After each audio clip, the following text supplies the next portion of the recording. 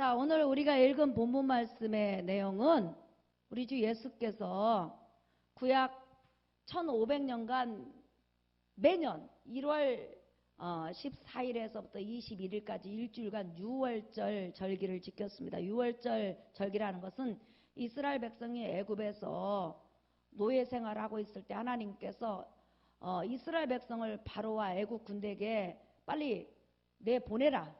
그래서 그들이 가나안 땅에 들어가서 여호와 하나님을 섬기도록 하라. 그렇게 명령을 하셨지만 그들이 끝까지 하나님 앞에 저항하자 하나님께서는 애굽 전역에 죽음의 재앙을 내리기로 작정을 하셨습니다. 그래서 죽음의 재앙을 내리심에 있어서 이스라엘 백성도 애굽 땅에 있기 때문에 이스라엘 백성에게 애굽 땅에서 살아남을 수 있는 방법, 죽음의 재앙에서 멸망의 재앙에서 살아남을 수 있는 방법을 주셨는데 그것이 뭐냐면 1월 14일 오후 3시에 양을 죽여서 그 피는 문 좌우 설주와 임방에 바르고 그 다음에 그 피를 바른 집에 들어가서 그곳에서 1월 14일 오후 3시에 죽은 양을 불에 구워서 쓴 나물과 무교봉과 더불어서 먹되 날이 밝기까지 하나님이 나오라고 할 때까지 거기에 있으라고 그랬습니다. 그러면 너희는 애굽 사람들이 죽임을 당하는 가운데 절대 죽지 않을 거라고 약속을 하셨고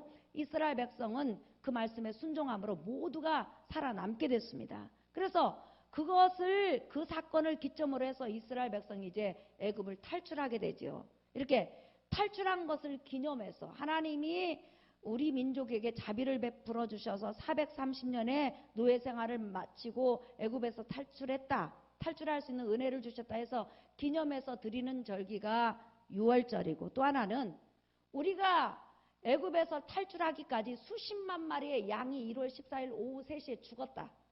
그 양의 피 때문에 그 양의 고기 때문에 양의 희생 때문에 우리가 애굽에서 노예 생활을 하지 않고 이렇게 가나안 땅에 돌아와서 하나님을 섬기게 됐다 해서 그때 죽은 양을 기념해서 하나님 앞에 드리는 절기가 바로 유월절 절기입니다. 요 유월절 절기 때 우리 예수님께서는 마지막 유월절 하루 전날 만찬을 하시면서 이제 더 이상 유월절 절기를 지킬 필요가 없다. 유월절 절기는 이제 이것을 마지막으로 이제는 유월절 절기를 지키지 말고 다시 말하면 애굽 땅에서 이스라엘 백성이 구원받은 것을 기념하고 또한 양의 죽음을 기념하지 말고 이제부터 누구를 기념하라? 나를 기념하라.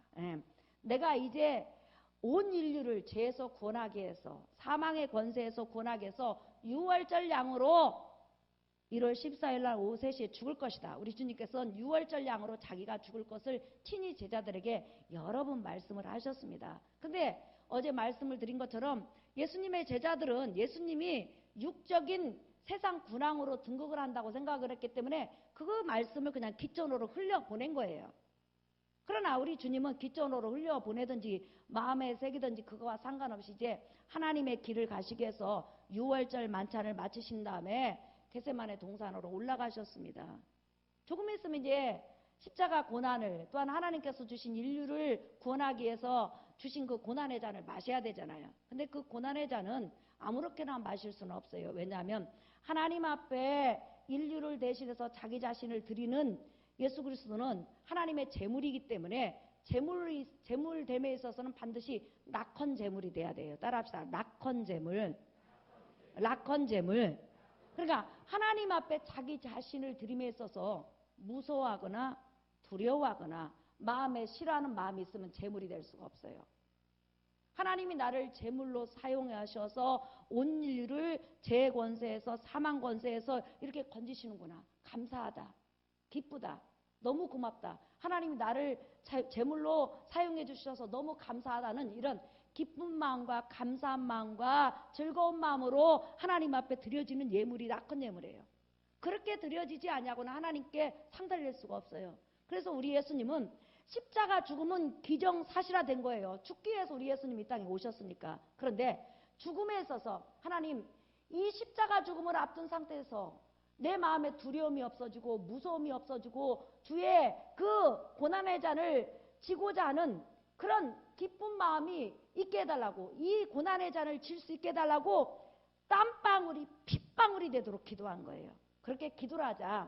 우리 주님께서는 기도의 응답을 받아서 하나님께서 기쁜 마음으로 하나님께서 인류를 위해서 고난의 잔을 주신 그 잔을 마실 수 있는 능력을 주신 걸 여러분 믿으시길 바랍니다. 그리고 나서 이제 마음의 두려움이 없어졌어요.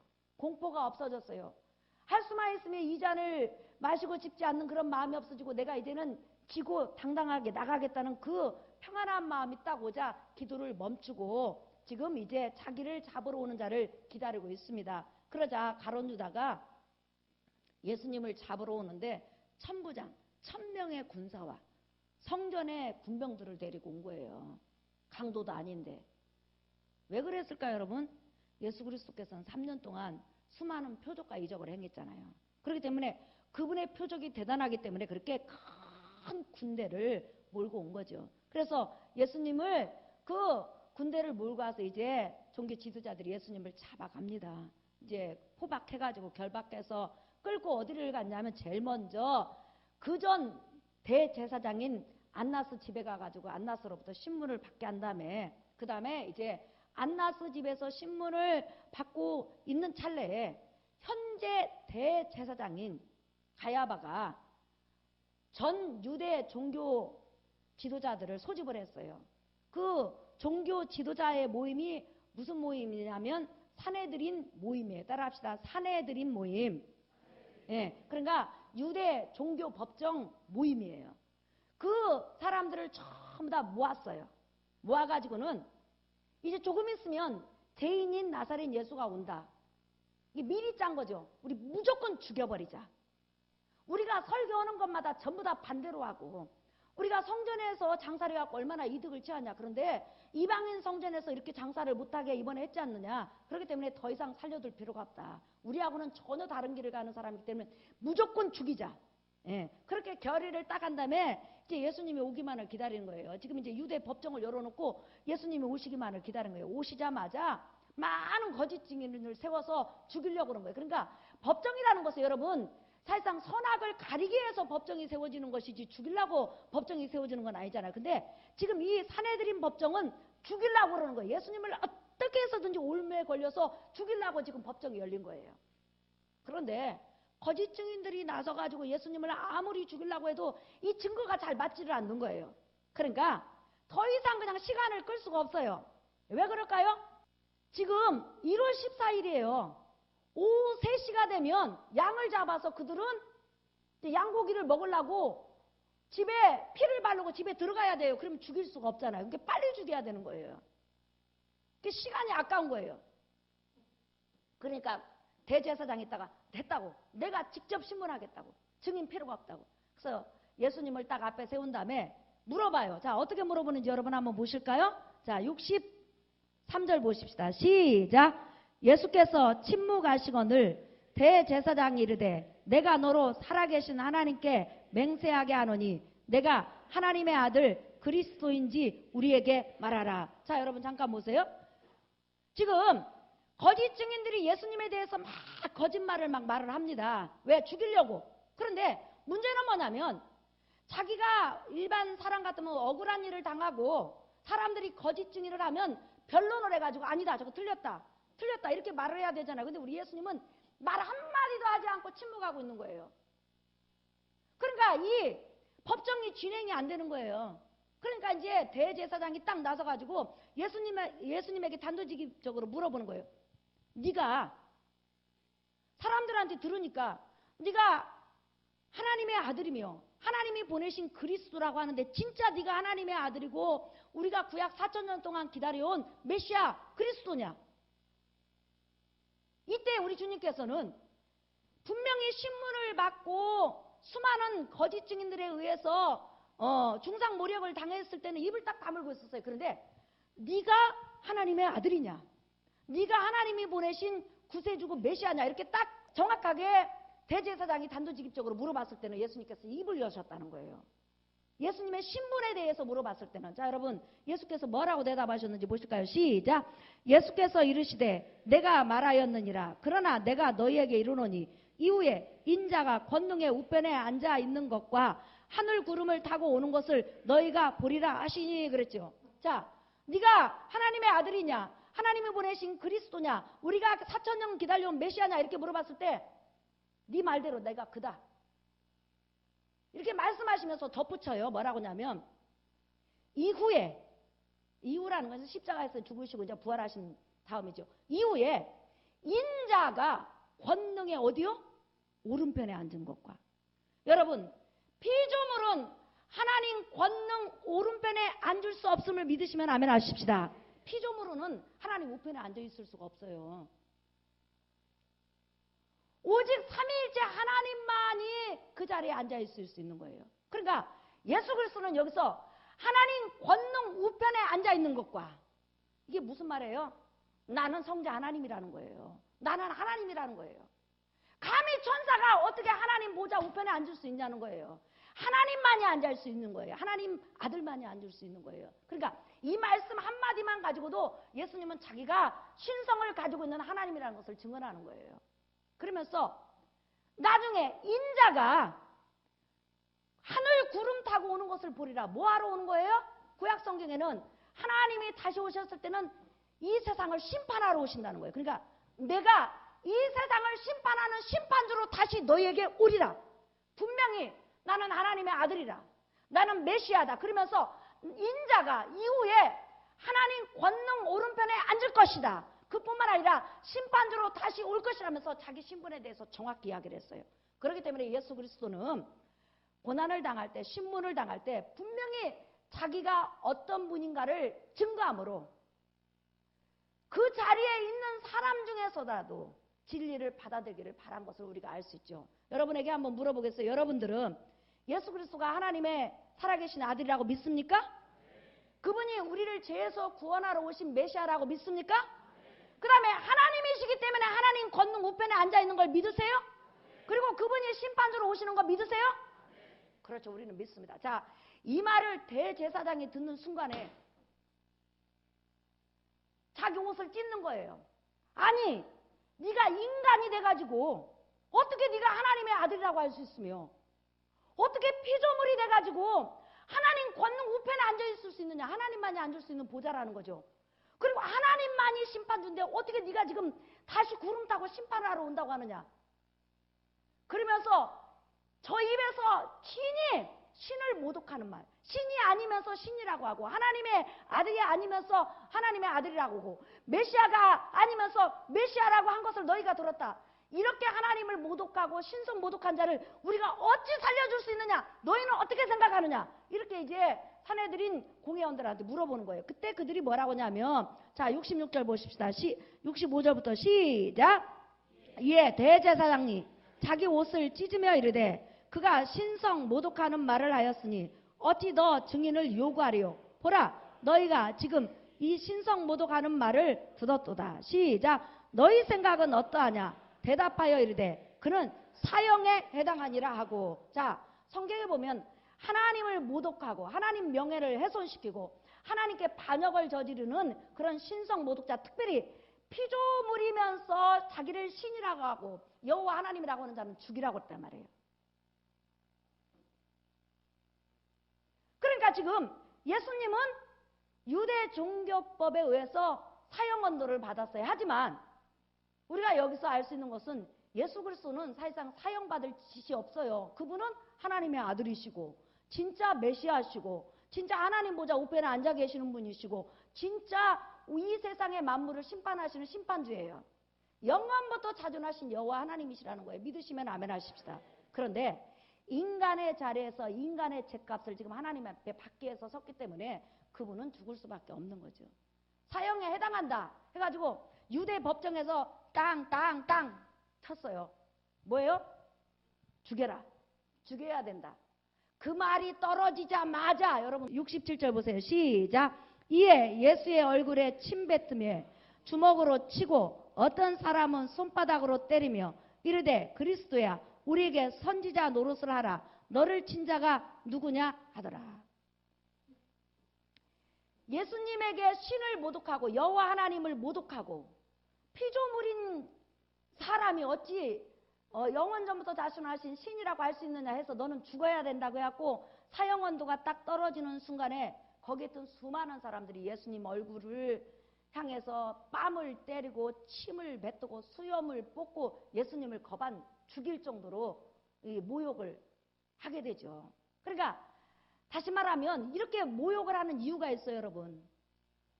유대인들은 인간이 머리에서 발끝까지 신체를 가지고 있는데 인간은 하나님의 형상과 그 모양으로 지음을 받았는데 그 형상과 모양이 집중되어 있는 곳이 얼굴이라고 생각하는 거예요. 그렇기 때문에 유대인들은 절대 신을 모독하는 행위나 하나님의 백성을 배신해서 팔아먹는 그런 행위가 아닌 이상은 절대로 뺨을 때리거나 얼굴에 침을 뱉을 수가 없어요.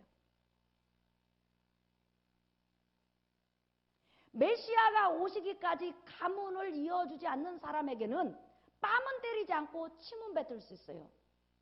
네가 하나님의 뜻을 거역하고 하나님의 궁유를 그 이웃에게 베풀지 않는다 해가지고 침은 뱉을 수 있지만 절대로 하나님의 형상이 담겨있는 얼굴에 뺨을 때릴 수는 없어요. 그런데 지금 네가 사람의 얼굴을 가지고 있으나 너는 사람이 아니다. 너는 짐승이다.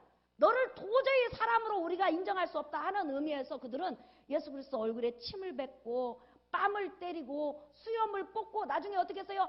다른 복음서에 보면 얼굴을 가린 채로 그냥 주먹으로 때리면서 누가 너를 때렸는지 네가 한번 알아맞혀보자.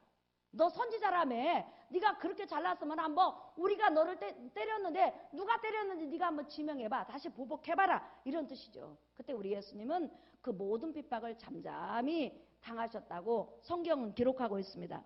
인류를 대신해서 죄인의 자격으로 섰지만 사실상 저 유대 종교자들과 그 주위에 있는 수많은 사람이 때린 얼굴은 하나님의 얼굴이에요. 죄인이라고 지금 조롱하고 침을 뱉고 모욕을 하고 있지만 인류 역사상 가장 죄가 없는 의로우신 분이시오. 참 사람이시오. 가장 거룩한 분이세요. 믿으시면 아멘 하십시다.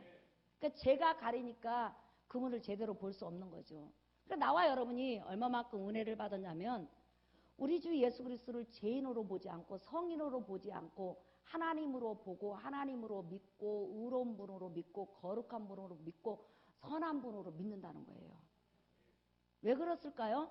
우리 마음이 그분의 보혈로 깨끗이 예수 그리스도 보혈로 씻겨지니까 제대로 볼 것을 보는 거예요. 세상 사람들은 죄로 가득 차니까 예수님의 진짜 모습을 못 보는 거예요. 그런데 우리는 예수님의 진짜 모습을 보는 걸 믿으시기를 예수의 이름으로 축원합니다.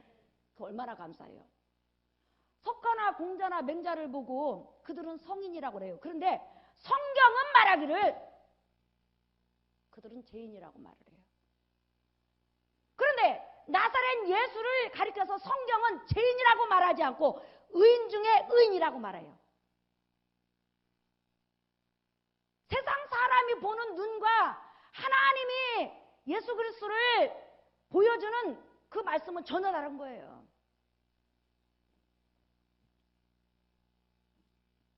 이렇게 우리 예수님은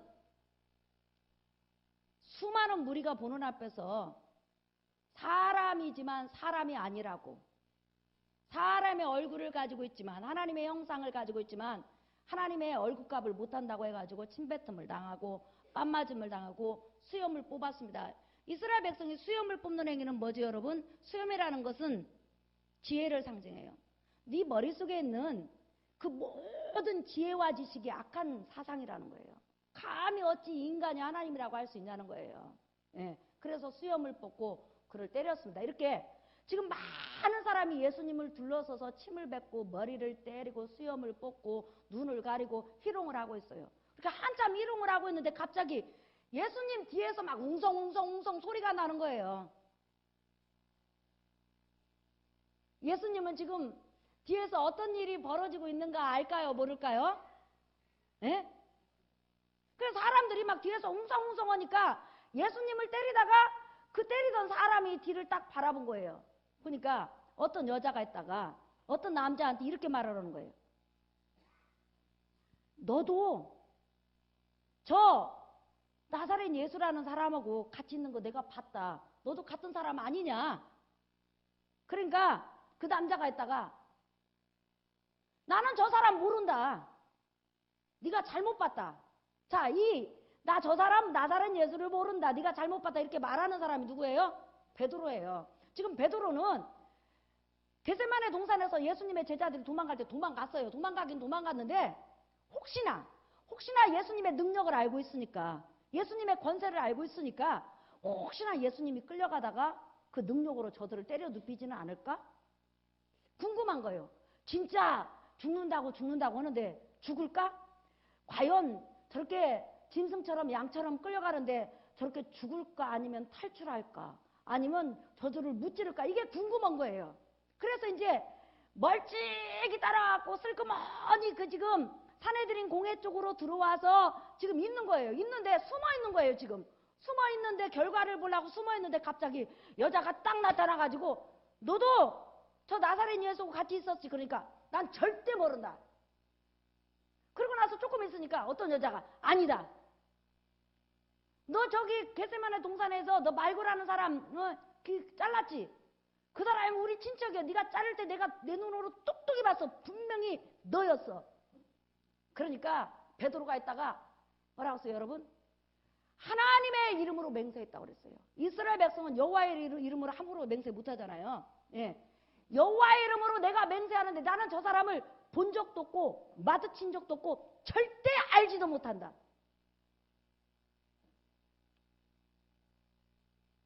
그러니까 조금 있다가 많은 사람이, 이제는 여자가 아니에요. 많은 사람이 베드로에게 이렇게 물어봐요. 자, 여러분 보십시다. 73절. 자, 읽어볼까요? 시작. 조금 후에 곁에 섰던 사람들이 나와 베드로에게 이르되 너도 진실로 그 도당이다. 내 말소리가 너를 포명한다 하거늘 그가 저주하며 맹세하여 이르되 나는 그 사람을 알지 못하노라 하니 곧 닭이 울더라. 이제 많은 사람이 베드로를 둘러싸고 뭐라고 하냐면 지금 네 목소리 우리가 많이 들어봤는데 너 3년 반 동안 계속 나사렛 예수 따라다니지 않았느냐? 우리가 네 목소리에 대해서 많이 들었고 네가 이 나사렛 예수를 소개하고 그 다음에 귀신을 쫓는 것도 많이 받고 지금 나만 그런 게 아니라 여기 전부 다 네가 나사렛 예수하고 같이 있는 거 봤다. 그러니까 베드로가 갑자기 여러분 잘 읽어보세요. 74절 시작. 그가 저주하며 맹세하여 이르되. 예. 자, 여호와의 이름으로 지금 맹세하는 거예요. 나는 저 사람을 절대 알지도 못한다. 저 사람 근처도 가본 적이 없다. 저 사람 근처도 안 가봤으니까 말도 섞이지 않았다. 그러면서 말하는 거예요. 자기를 하나님의 아들이라고 하고 자기를 메시아라고 하고 자기를 하나님 권능 우편에 앉는다고 하고 장차 심판주로 오신다고 말하는 저 사람은 여호와 이름으로 저주를 받아야 된다. 저런 사람은 저주를 받아야 된다 하면서 예수 그리스도를 저주한 거예요. 누구 이름으로? 여호와의 이름으로. 그때 여러분 우리 주님께서 어떻게 하셨는지 보실까요? 누가복음 22장 61절. 자, 읽어봅시다. 시작. 주께서 돌이켜 베드로를 보시니 베드로가 주의 말씀 곧 오늘 닭 울기 전에 내가 3번 나를 부인하리라 하심이 생각나서 밖에 나가서 심히 통곡하니라. 여호와의 이름으로 저주하면서 자기를 하나님의 아들이라고 걸고 메시아라고 걸고 하나님 권능 우편에 앉을 것이라고 장차 심판주로 오실 거라고 말하는 사람은 여호와의 이름으로 저주를 받을지어다 이렇게 큰 소리를 한 거예요. 그리고 이 말이 딱 끝나자마자 갑자기 그렇게 고난을 당하고 있는 예수님이 베드로를 향해서 딱 쳐다봤어요. 베드로하고 눈이 딱 마주쳤어요. 여러분 베드로의 심정이 어땠을까요?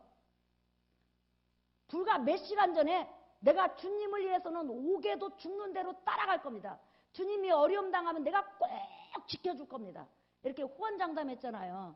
그런데 몇 시간이 지나가지도 않는 상태에서 지금 여호와의 이름으로 저주하고 자기가 3년 반 동안 메시아가 오셨다고 얼마나 동네에 다니면서 소개하고 다녔어요. 근데 한순간에 지금 이분이 메시아가 아니라고 지금 여호와의 이름으로 저주하면서 말을 해요. 그런 베드로의 모습을 지켜보시는 주님의 눈빛은 어땠을까? 여러분 한번 생각해 보셨어요? 사랑하는 성도 여러분, 한 가지 저와 여러분이 감사한 것은 예수 그리스도를 우리가 하나님 앞에 저주받은 자, 신을 모독해서 저주받은 자라고 믿지 아니하고 진정으로 그분을 하나님의 아들로 나의 구세주로 사랑한다는 거예요. 아무리 사람들이 그분은 하나님이 아니고 그분은 구세주가 아니고 그분은 온 우주 만물을 창조한 창조주가 아니라고 말을 해도 나와 여러분은 아무리 누가 말을 해도 그 말이 우리 마음에 들어오지 않고 내 마음속에서 그분은 창조주요 자존자요 나의 구원자요 나의 구세주요 나의 영원한 왕이라고 내 마음에 내 영혼이 말을 한다는 거예요. 이게 얼마나 여러분 우리의 변화입니까? 너무 감사해요. 저는 가끔씩 우리 집에 있으면요 수많은 이단 종교자들이 와서 우리 배를 눌러요. 그런데 계속 눌러요. 막 왜? 교패가 있기 때문에 교패 있는 집만 누르는 그런 종교도 많잖아요. 그런데 이제 문을 열고 딱 나가요. 그러면 제가 얼굴이 이렇게 딱 보면 순하게 생겼나 봐요. 물론 내 생각이에요. 그런데 가만 교회 다니세요? 네. 하나님의 이름이 뭔지 아세요? 하나님의 이름을 모르고 교회 다니는 사람은 어디 있어요? 그죠? 하나님의 이름이 뭐요? 네. 여호와죠. 그럼 내가 이제 모른 척 알고 목사이라고 말을 안 쳐. 하나님의 이름이 뭐예요? 내가 물어봐요. 그러면 여호와라고 하면서 막 이제 그때부터 기가 팍 사는 거예요. 살아가지고 이제 저를 이제 성경 공부를 가르치겠다고. 예. 그러면서 한참 이야기를 해요. 이 땅에서 천년왕국이 이루어진다고 어쩐다고 이제 한참 이야기를 해요. 근데요 물어볼 게 있어요. 예수님은 누구예요?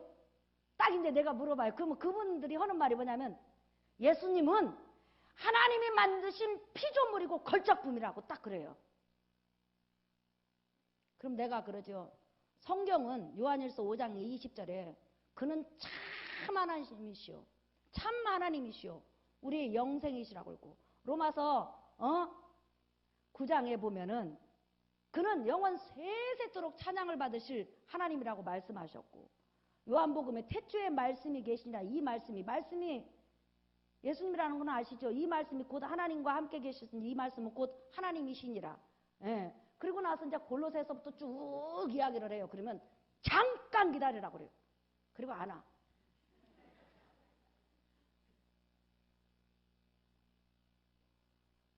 사랑하는 성도 여러분, 우리가 예수 그리스도를 바로 안다는 거, 바로 믿는다는 거, 이거 축복 중에 축복인 걸 믿으시기를 예수의 이름으로 축원합니다. 아무리 이란들이 와갖고 예수님을 비하해도요, 내 속에서 예수님을 있는 그대로 믿을 수 있다는 게 얼마나 감사하냐는 거예요. 할렐루야. 예수님을 3년 반 동안 따라다닌 제자들이 12명이고 가룟 유다 빼면 11명이 그림자처럼 따라다녔어요. 그뿐만 아니라 70명의 제자가 있었고 수많은 무리가 있었어요. 그런데 예수님께서 진짜 고난을 당하고 신문을 받을 때 네가 하나님의 아들이냐 네가 구세주냐 했을 때 예수님을 변호해 준 사람이 하나도 없었다는 거예요. 여러분 우리가 고통당할 때 누군가 내 편을 들어주면 얼마나 힘이 생기고 용기가 생겨요. 예수님 혼자. 그러니까 신문을 하는 사람들도 사실상 참 어떻게 보면 이상했을 것 같아요. 왜냐하면 그렇게 목숨을 걸고 따라다녔는데 한 사람도 따라오지 않고 제자들이라고 하는 것은 다 없어져 버리고 아무도 예수님을 변론해 주는 사람이 없는 거예요. 저분이 구세주입니다. 저분 맞습니다. 이렇게 말해주는 사람이 하나도 없는 거예요. 그럼에도 불구하고 예수님 가만히 그 자리에 서 계세요. 홀로. 그리고 나서 베드로마저도 예수님을 한마디도 변호해 주지 않고 오히려 부인하고 저주하고 아니라고 그래요. 하지만 우리 주님께서 그렇게 부인하는 베드로를 향해서 바라보셨다고 그랬어요. 그 눈빛이 어떤 눈빛이었을까요, 여러분? 사랑의 눈빛이요. 궁일의 눈빛이죠. 왜냐하면 우리 주님은 인류를 대신해서 인류의 죗값으로 지금 하나님 앞에 신문을 받고 있는데 하나님의 악한 자의 손을 통해서 지금 신문하는 걸 믿으시기를 예수의 이름으로 축원합니다. 여기서 중요한 영적 진리가 있어요, 여러분. 내가 예수 그리스도를 구원의 주로 영접하지 않고 지옥에 가면 우리 예수님처럼 지금 내가 받을 죄값을 대신 받는 거예요. 우리 예수님처럼 그 누구도 나에 대해서 변론해주지 않고 내 편에 서주지 않고 형벌을 그대로 홀로 받아야 된다는 거예요. 영원 세세토록 지옥에 가면 나의 편이 하나도 없다는 거예요. 예수님이 나 대신 지금 하나님 앞에 심판을 받고 신문을 받을 때 그 누구도 그 예수님 편에 없었어요.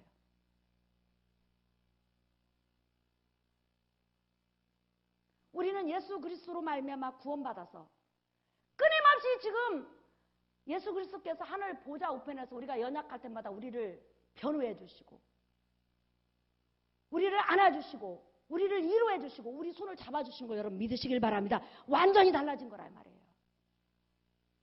그러니까 지옥에 가면 완전히 혼자예요. 천국에 가면 완전히 우리는 예수님에게 사랑받는 존재일 뿐만 아니라 내가 일생을 살아가면서 하나님 앞에 헌신하면서 힘들었던 그 모든 것들을 주님께서 하나님 아버지께 변론해 주실 거예요. 저가 이겼다고, 저가 힘들어도 참고 견뎠다고, 저가 내 복음을 위해서 얼마나 애썼는지 내가 안다고 일일이 그분은 대제사장으로서 우리를 변호해 주실 거예요. 이렇게 우리 삶이 달라진 거예요. 사랑하는 성도 여러분, 베드로가 우리 주님 부인할 것을 주님은 미리 아시고 미리 말씀하셨어요. 그렇기 때문에 연약해서 힘이 없어서 무서워서 두려워서 분명히 베드로 주님이 메시아인 줄 알아요. 근데 무서워서 그런 거예요. 그래서 나중에 가서 통곡하고 울었다고 그랬잖아요. 주님께서 나중에 베드로가 뵐 면목이 없으니까 살아난 다음에 도망가잖아요. 그때 주님이 찾아와가지고 베드로야 네가 나를 사랑하느냐? 이게 대답을 못하는 거예요. 왜? 사랑하긴 사랑하는데 언제 자기가 헷가닥할지 모르는 거예요. 언제 배신할지 모르는 거예요. 그때 뭐라고 했어요? 내가 사랑하는 것을 주께서 아시나이다. 자기 자신을 못 믿겠다는 거죠. 바로 우리가 이런 연약한 존재예요. 그런데도 이런 연약한 존재임에도 자기를 저주하고 부인한 그 베드로, 성령이 오시지 않아서 연약함으로 부인한 그 베드로를 주님은 너그러운 눈빛으로, 궁일의 눈빛으로 그를 용서하시고 안으신 걸 믿으시길 예수의 이름으로 축원합니다. 오늘 우리가 이 세상 살아가면서 때로는 외롭고 고단하고 신앙의 길을 가다 보면 힘들어요. 그런데 주님은 홀로 가셨지만 우리는 홀로 가는 거 아니에요. 우리 주님이 함께 가셔요. 그리고 여전히 여러분 손을 잡고 가세요. 잡고 가세요. 그뿐만 아니라 얼마나 지금 여러분 신앙을 이해하는 목회자부터 신앙의 동료들이 많이 있냐는 거예요. 권사님 힘내요. 집사님 힘내요. 우리 주님 계시잖아요. 나 집사님 놓고 기도할게요. 얼마나 이런 동역자가 많냐는 거예요. 이렇게 행복한 우리가 삶을 살아가고 신앙생활해요. 고난주간을 맞이해서 신문을 받을 때 그 누구도 변해주지 않았지만 우리를 살리기 위해서 묵묵히 그 길을 가신 그 주님을 따라서 여러분도 이제 힘들지만은 주께서 주신 고난의 길 잘 가는 여러분 되시기를 예수의 이름으로 축원합니다. 우리 찬양하겠습니다. 십자가 그 사랑 멀리 떠나서 306장.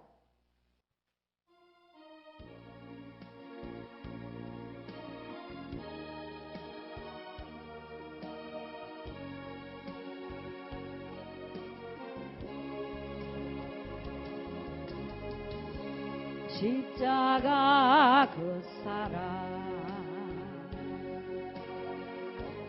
멀리 떠나서 무너진 나의 삶 속에 잊혀진 주은혜 돌 같은 내 마음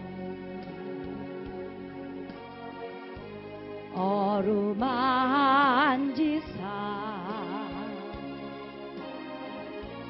다시 일으켜 세우시 주를 사랑함. 불 좀 꺼주세요. 두 손 높이 들고 주 나를 보호하시고 날 붙드시리 나는 외롭고